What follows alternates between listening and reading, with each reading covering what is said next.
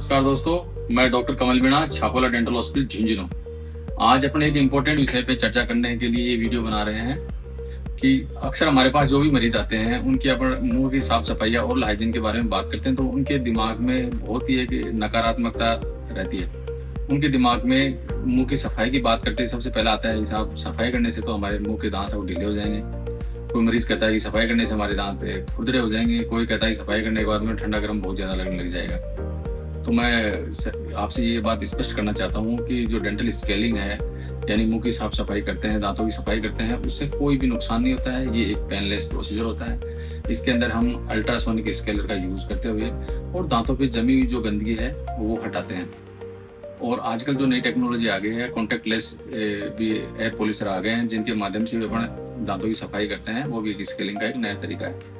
तो मैं सभी से यही बताना चाहूँगा कि दांतों की सफाई करने से दांत की सफाई के साथ साथ ही जो मसूड़े की बहुत सारी बीमारियां हैं जिनको हम भाषा में पायरिया बोलते हैं, जिसका भी इलाज आसानी से हो जाता है।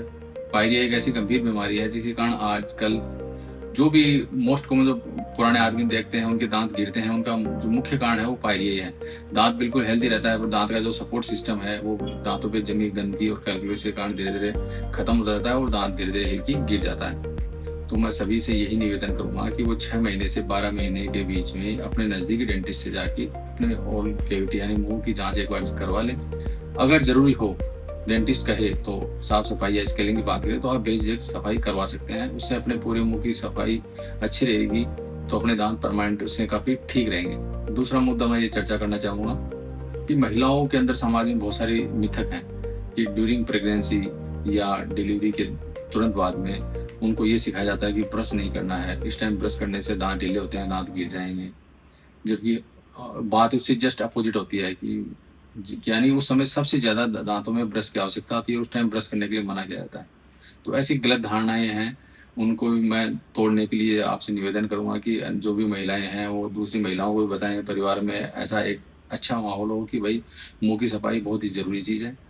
तो अगर टाइम पे आप स्केलिंग कराएंगे, डिलीवरी के बाद में ब्रश करेंगे, समय समय पे जाके चेकअप कराएंगे तो पूरा मुंह सही रहेगा। मुंह सही रहेगा तो healthy gums and healthy teeth रहेंगे, जिससे अपनी लाइफ है वो काफ़ी हेल्दी रहेगी। Thank you. मिलते हैं नेक्स्ट वीडियो में।